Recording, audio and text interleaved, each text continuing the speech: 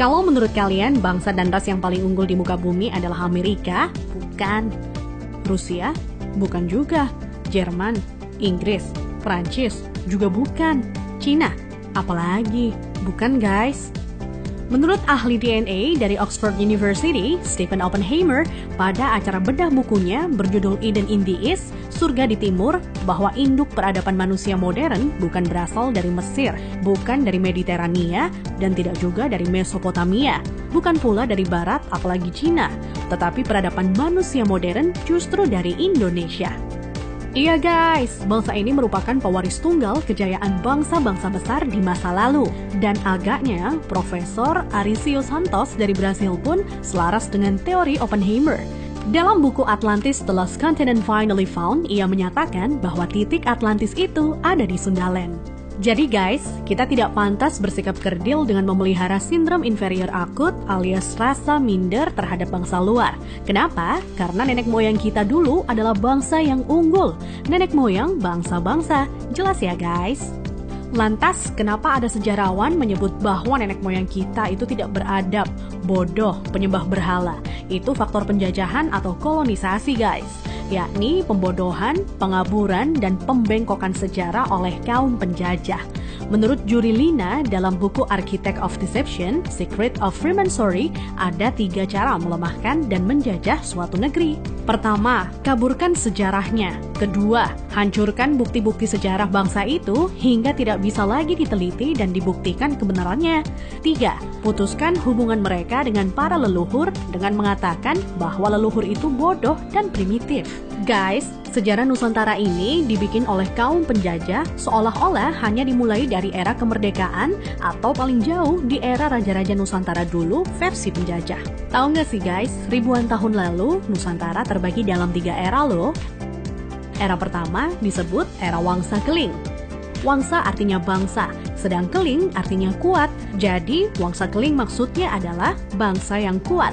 Konon di era ini, leluhur kita berekspansi hingga Kamboja, Vietnam atau Indochina, Thailand, Burma, Sri Lanka, India, sampai ke Madagaskar.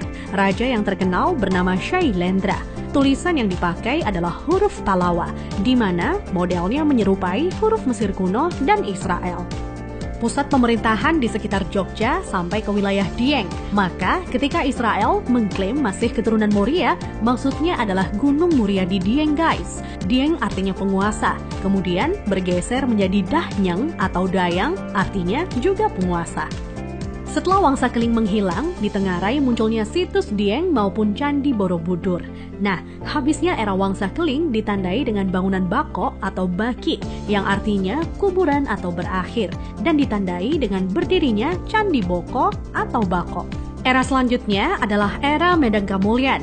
Medang artinya kemajuan dan Kamulyan artinya kemuliaan atau kejayaan. Bahwa Medang Kamulyan zaman kemajuan terutama bidang keagamaan. Agama lebih dititik beratkan dalam sistem pendidikan terpadu mulai dari lingkup kecil hingga besar. Rajanya yang terkenal adalah Ratu Boko. Di era itu merupakan cikal bakal munculnya huruf Sangsekerta yang dikenal oleh Aji Saka. Aji artinya sesuatu yang dihormati dan Saka artinya penyangga, caga atau tiang. Nah, tiang jika bergeser ke Cina menjadi tian atau Tuhan. Jadi guys, Aji Saka artinya sesuatu yang dihormati karena Tuhannya atau segala sesuatu yang mengacu pada Tuhan yang sangat dihormati. Kemudian huruf-huruf tadi akhirnya menjadi bahasa Sangsekerta. Jadi guys, Sangsekerta itu asli berasal dari bumi Nusantara atau Indonesia, bukan dari India. Kenapa? Di India tidak ada kata-kata sang. Jika berbasis kata sang, justru lebih dekat ke Cina. Contohnya Chiang Kai-shek, di mana Chiang oleh bangsa Cina dibaca sang. Jadi guys, sang itu berasal dari bahasa asli Indonesia tempo dulu, yakni bahasa Saka. Huruf yang dipakai di era Ratu Boko adalah Sangsekerta. Iya, kerta artinya 4, sedang sang asal kata wangsa atau bangsa. Jadi, Sangsekerta itu 4 bangsa yang meliputi antara lain, pertama, bangsa Qin yang meliputi bangsa Cina sendiri, Vietnam, Laos, dan Kamboja.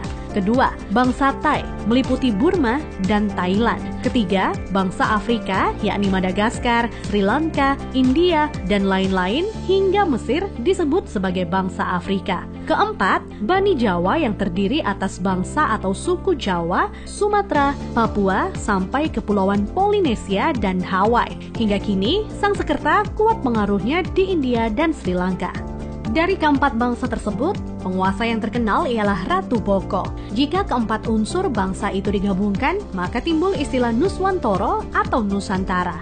Nusa artinya pulau, antara artinya jarak, maka makna Nusantara adalah bangsa yang hidup di pulau-pulau yang tersebar dari Kepulauan Polinesia di ujung timur hingga wilayah Madagaskar atau Afrika.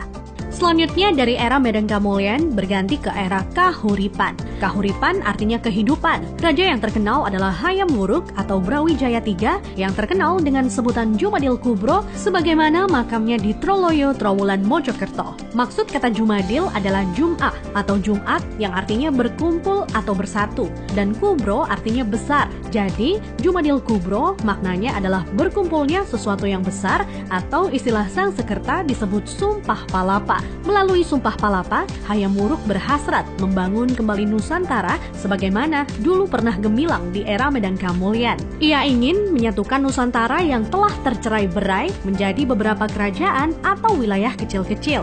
Dan patih yang melegenda adalah Gajah Mada. Nah, hal yang tidak tercatat atau dihilangkan oleh sejarah modern ialah guratan atau ukiran pada batu sumpah palapahnya Gajah Mada yang ternyata berlafadzkan La ilaha illallah, tiada Tuhan kecuali Allah. Itulah guys catatan yang hilang dari sejarah leluhur kita yang menurut Arisio Santos. Leluhur kita merupakan nenek moyang bangsa-bangsa. Thanks to watching.